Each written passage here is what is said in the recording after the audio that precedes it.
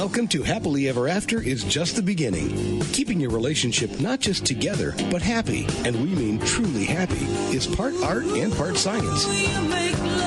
You've come to the right place. Here's your host, Leslie Dories.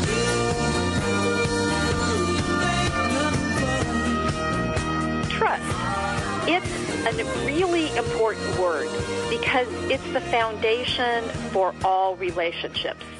If I can't trust you, then what does our relationship look like, especially if we're married? Betrayal, a word that feels like a kick in the gut. It's enough to not just blow up your relationship, it can and does severely damage your whole life.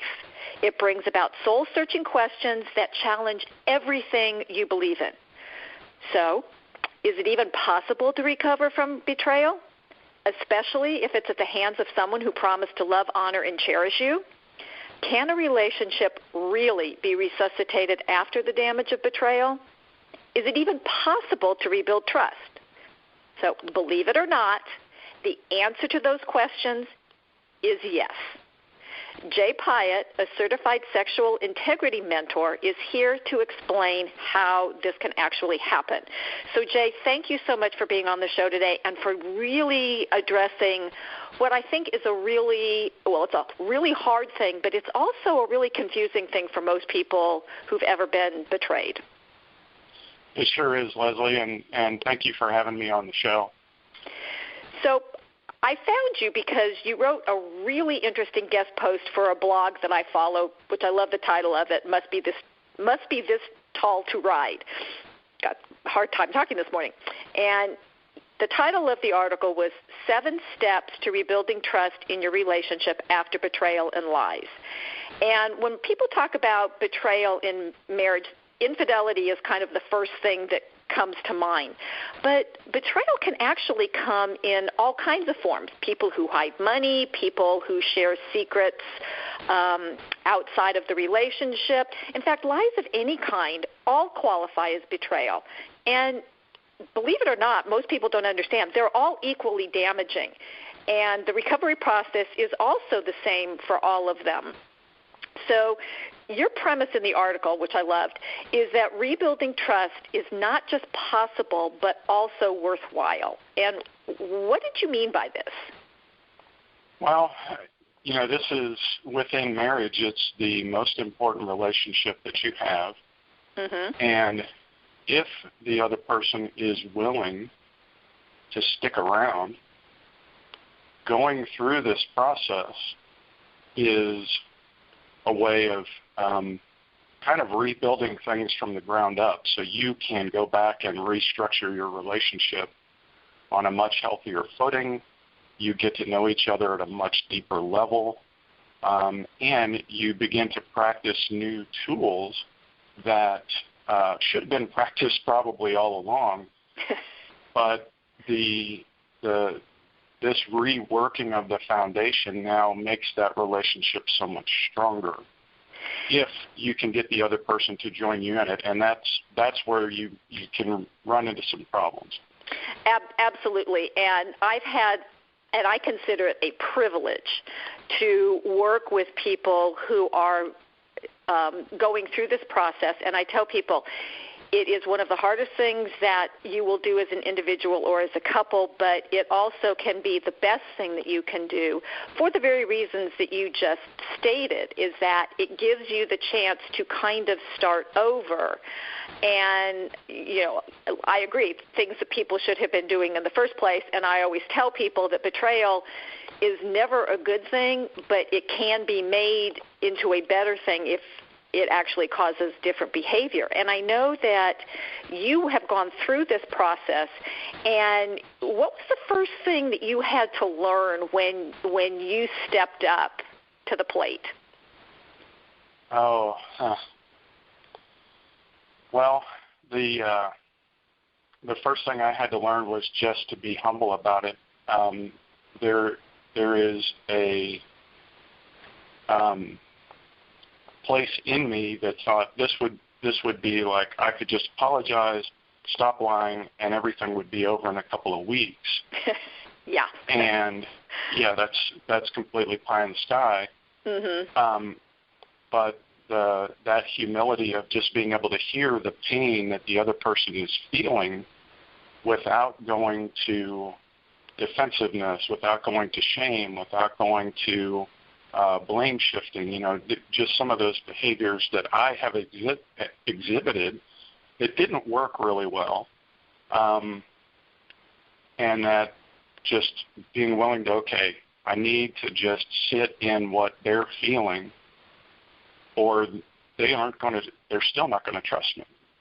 Well, and I want to acknowledge that revelation, but I also want to normalize it. This is what a lot of us do. Nobody wants to feel responsible for the pain that somebody else is feeling. So we all engage in all these not very productive behaviors. And it really is, and this is what I tell people when I'm working with them, that for trust to even have a chance to be rebuilt, we have to acknowledge the pain that the other person is feeling. And this is what I tell people. I said, the person who decides is the person who's hurt.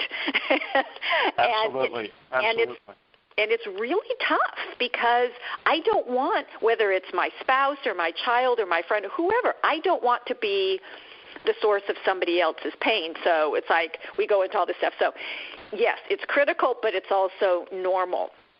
And right. And I think one of the places that it helps to stay away from is trying to make that pain equivalent to something. Yes. What that person is feeling far exceeds anything, what my wife Lori felt far exceeded anything I felt that led to the behavior that I exhibited. I describe it as I ran her over with a dump truck and left her bleeding on the ground, and in the process I broke my finger. And I want to complain about my finger, and she's laying on the ground bleeding out saying, not a priority right now. Exactly. So. And one of the things that I loved about this article is that you actually talk about the steps of the process to healing, to rebuilding. And the first couple of steps are all kind of in alignment: being consistent, being proactive, and meeting needs. And what do each of these entail? Well, that's a good question. I do want to clarify one thing. I use the word steps, but they're really not steps. They are building blocks. They're things you have to consistently do. You can't just it's not just once and done. Yeah.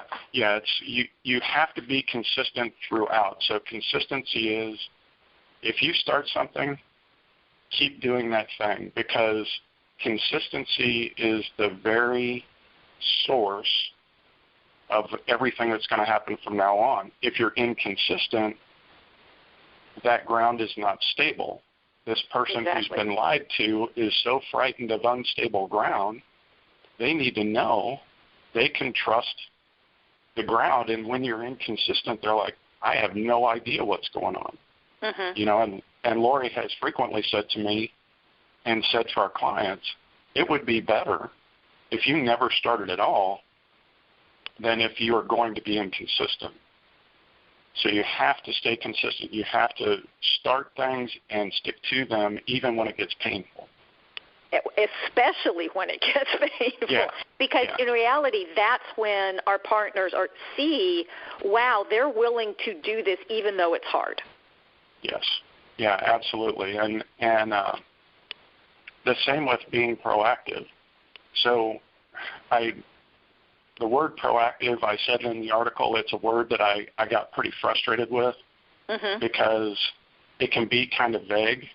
But here's the thing. To be proactive, you need to do the next few things in this process on your own initiative.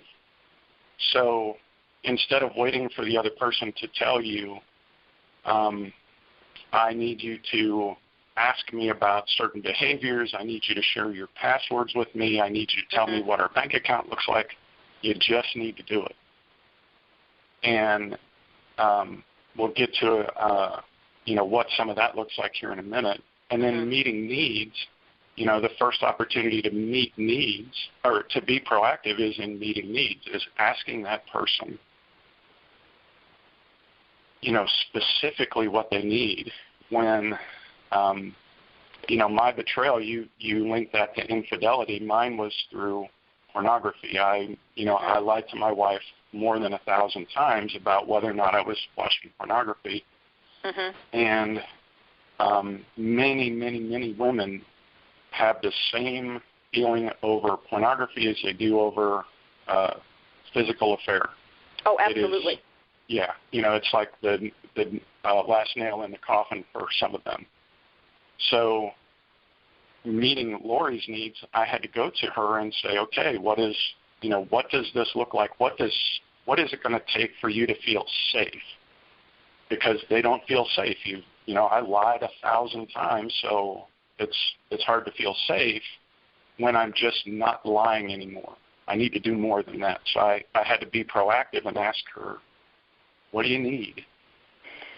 Right, and then, of course, the flip side to that is to really listen and not challenge. Now, I think it's fair to ask for further clarification, because sometimes it's, especially if it's the woman who's been betrayed, it's very difficult for women to ask for things, ask for specific things. Sometimes we get it into our heads that we shouldn't have to ask, or we shouldn't have to tell, because if somebody loved us, they would just know, which I call the mind reading school of marriage, which is, please, let's not do that. Right. But a lot of times we can't ask somebody who's been betrayed to justify or defend what they're asking for, or what they're sharing with people about, or their partner about what needs to happen. And, and it's terribly uncomfortable having to, and I call it being radically honest, in that, once betrayal has happened of whatever kind, you cannot tell a lie either of omission or commission. You can still be gently honest, but you can't, but it goes back to that whole trust and that consistency of, I need to be able to trust what you're saying and what you're doing. Absolutely. And in some of these cases, Lori couldn't look inside of my head to know what I was seeing, what I was thinking, what I was doing. And so there's got to be a level of, almost foolproof accountability until I can reestablish trust enough that she can trust in my word alone again. And so right, and what I tell people is that you have to continue doing that until the end of time. That it's not, there's no right. expiration date on that, because that trust has been violated. Right, and it does, so this has been an 8-year process since what we call our D-Day. And in that time, some of those things have decreased. Some things are still in place. They're there for my healthy behavior, but they're also there for Lori's safety. Right, and they do get better with time, because that's the whole thing about rebuilding trust and rebuilding the relationship, but it's also maintaining those relationships so that it never happens again. Yes, absolutely. And that's a critical component, I think, to this whole healing and rebuilding process. Right. So this is Happily Ever After is just the beginning on webtalkradio.net. I'm Leslie Dories, and I'm talking with certified sexual integrity mentor Jay Pyatt about how to rebuild a relationship after betrayal. And if this has happened in your marriage, the hurt can be devastating. And you may be getting a lot of advice about what you should or shouldn't do, and what you may not know is that it is possible to rebuild it. But it's pretty difficult to do on your own. And if you would like some help, I invite you to contact me today for a free consultation and discussion about how to do this. You can reach me at area code 919-924-0463. Again, that's 919-924-0463. Or you can send me an email at Leslie, Leslie, at foundationscoachingnc.com. That's FOUNDATIONS, coaching, N as in Nancy, C as in Charlie.com. And I want to continue with the next two steps in this process. As we said before, they're not really steps, they're behaviors that are so critical, and they're openness and vulnerability. And why are they so important? Why are they so necessary to this process? Well, so openness and honesty are two sides of the same coin. Mm-hmm. Honesty is you ask me a question and I give you a truthful answer.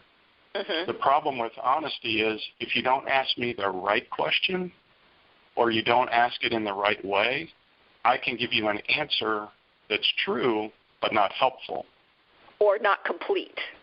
Not complete, right? So if somebody says, well, I'm not going to use my phone at work today, but then they get done with work and they're sitting in their car and they're using their phone, they've met the letter of the law but not the spirit of the law. Uh-huh. And so the idea of openness is something that you talked about, radical honesty. Mm-hmm. I am going to share with you information that you need to know before you ask for it.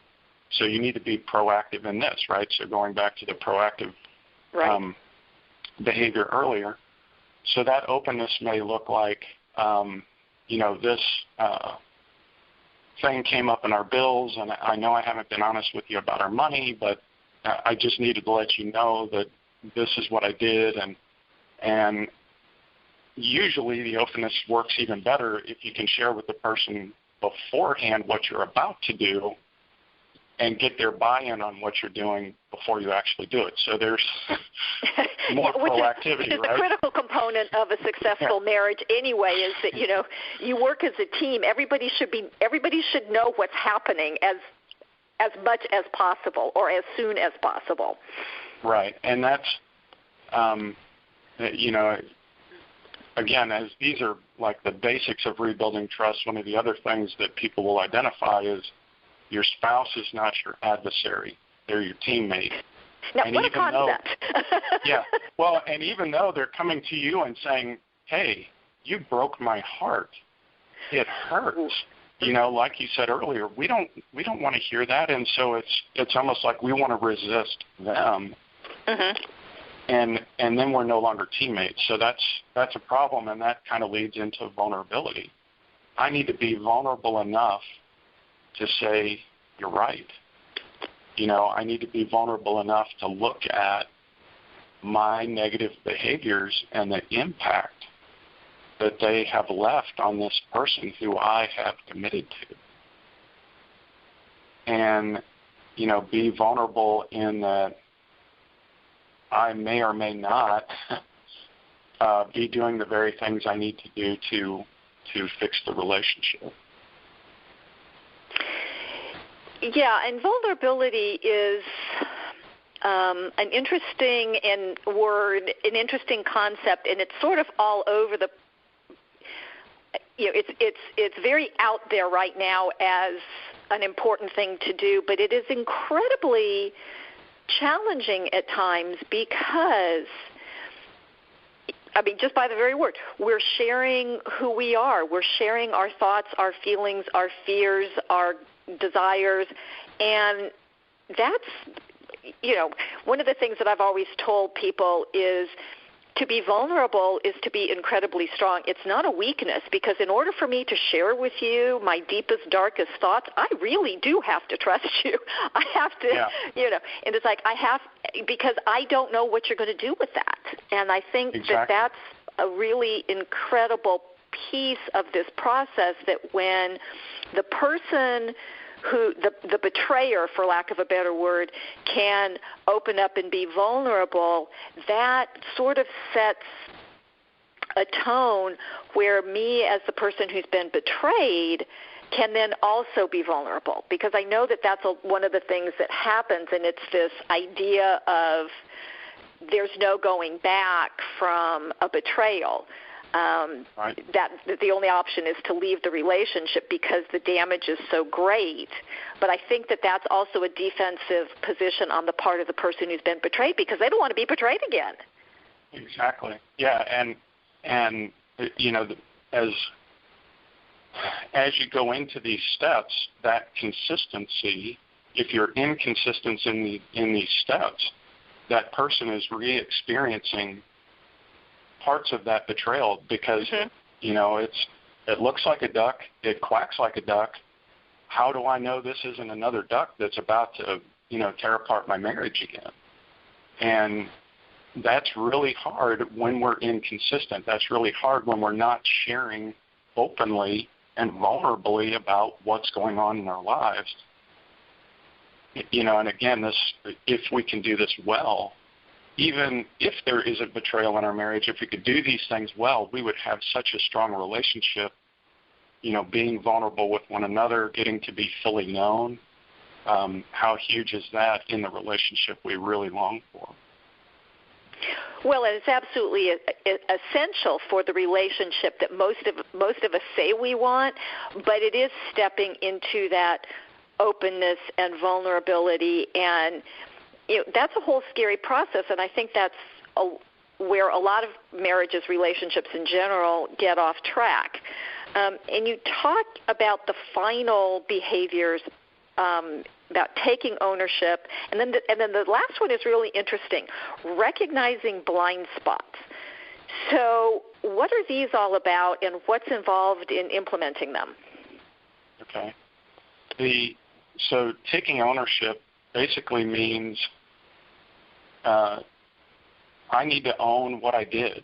I need to own, you know, in my case, I lied, you know, for 4 years to my wife about my use of pornography to the point she said she didn't think it was my problem anymore. I lied that heavily.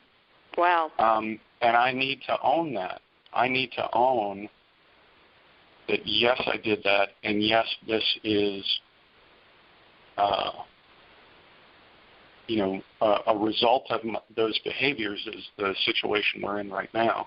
Right, the consequence of my actions. Right. And by taking ownership, you can't not take ownership on. You can't own and then deny.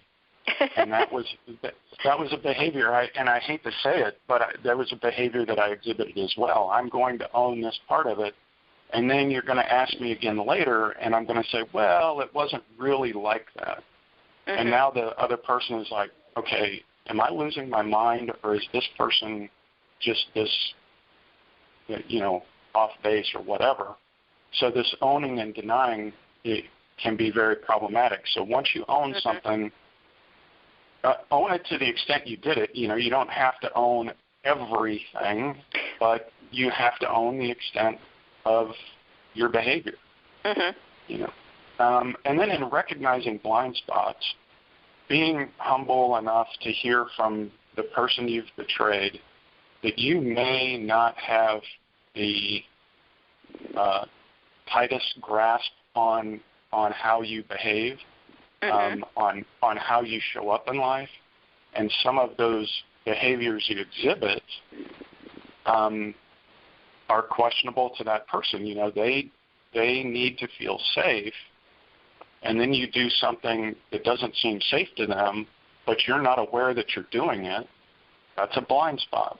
Interesting. And they may, you know, they may come look over your shoulder and say, you know what you're doing here, right? And you know, I've had a few epiphany moments like that of, no, I was not aware that, you know, this thing that I was doing, you know, causes you to feel, or, you know, you feel unsafe when I do this certain thing. And so then I have to be, you know, humble again to learn, oh, okay, there's things I do that look unsafe to my spouse, and I'm not aware of it. Interesting. Yeah, and that's a really interesting viewpoint because by definition, if it's our blind spot, we don't know about it. We go around thinking, oh, okay, this is fine, and then my partner says, no, that's really not okay. And I love the idea of being humble and being open to hearing the perspective, because again, one of the things that I talk about is I may know that my intentions are not ill-intended, or I'm not trying to hurt somebody, but if somebody's hurt, then am I willing to step back and go, oh, maybe there's another way to do this, or maybe I shouldn't be doing this at all, because, and it goes back to the taking ownership of this is the outcome, and do I want that to be the outcome? Right. And it does take a mature stance. You know, I hate to say it, I was a terribly immature person that thought, well, I should be able to keep doing all of the things I've done before. And the reality is some of those things had to change. There are some things in my life, because of my betrayal, because of my lies, I don't get to do anymore. Mm-hmm. That does not mean I am under my wife's thumb or she's controlling or anything like that. I've chosen her safety over my own pleasure, my own enjoyment, whatever it might have been that I had to give up for her safety. And again, that's not a bad thing in relationships, to be able to sacrifice or give of yourself to your spouse or your partner. And my listeners are going to know I much prefer the give to my spouse as opposed to sacrifice, because a lot of it has to do with the way we think about things. And, you know, I always find it interesting when, you know, people who want to be in this intimate relationship say, well, I shouldn't have to change who I am. And it's like, well, there are things that are necessary for a healthy relationship that, yes, we get to choose whether or not we're going to do them. But again, then we have to take ownership of the consequences of either choosing them or not choosing them, because, you know, consequences can be good if it's something that we want, as well as bad if it's something that's harmful. Right.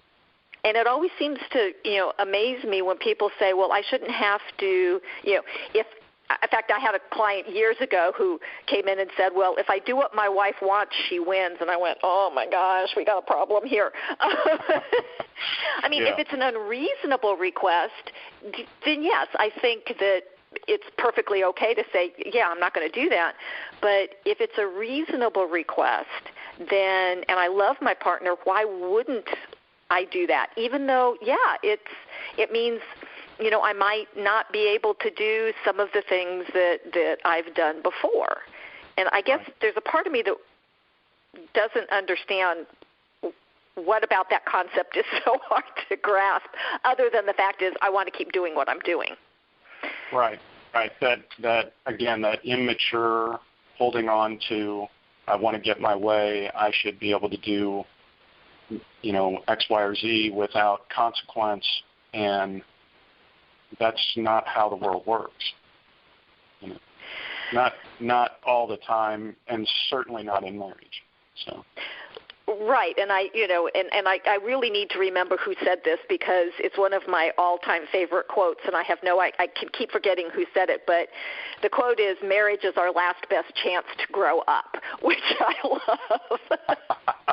Yeah, that's great. You know, I love that quote, because it really is about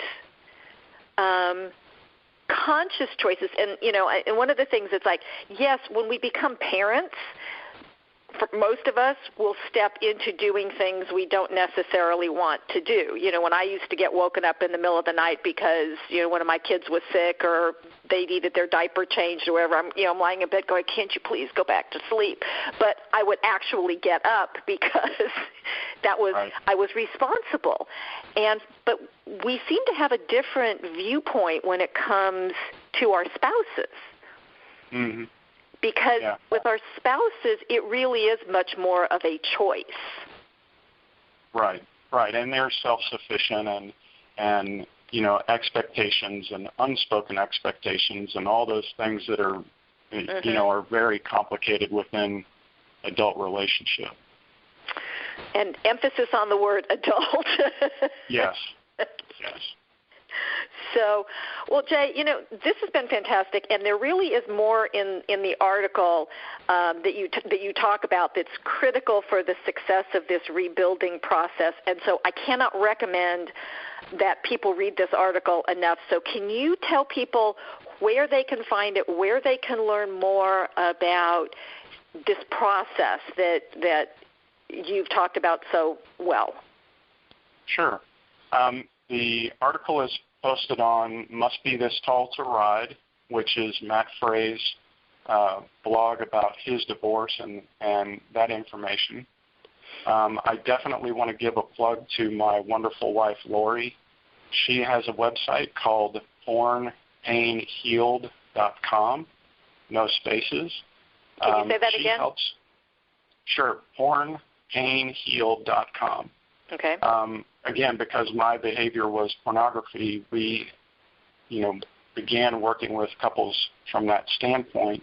And she works with the spouse of that feels betrayed, that is going through the trauma of this discovery process.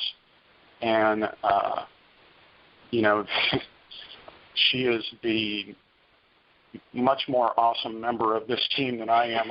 I'm the one that just is like, okay, I've learned all of this through my own trial and error and trying to figure out what, you know, how to grow up and some of those kind of things. So, you know, she's the PhD and I'm the guy standing there going, whatever she says, you know. But, and then my website is pretty subtle as well. It is called porniskillingme.com. Again, no spaces, porniskillingme.com. And I work with guys who have had a long-term history with pornography and lies and betrayal, as well as any other kind of sexual integrity issues. But we also, you know, if these tools work in deep crisis breakdown, these tools also work in not so deep crisis breakdown. So there's, you know, a place to work with other marriages that are not dealing with this specific issue. But so those are the two places you can find Lori and I right now. And we are going to be doing a video series on this very soon. Great. And so if somebody goes to my website and they sign up, I will let them know, you know, when that video goes live. Terrific. So, you know, it's commonly accepted that the only option for betrayal is to end the relationship. And many people actually say, well, I would leave if this ever happened to me. But then they're frequently surprised about how hard it is to make that choice if it does happen. It's more complicated than most people ever know. It's more complicated than black, white, stay, go. And the truth is, recovery is both possible and worthwhile. It will also be incredibly challenging, but as you've heard today, it's really a way to grow up, be better, do better.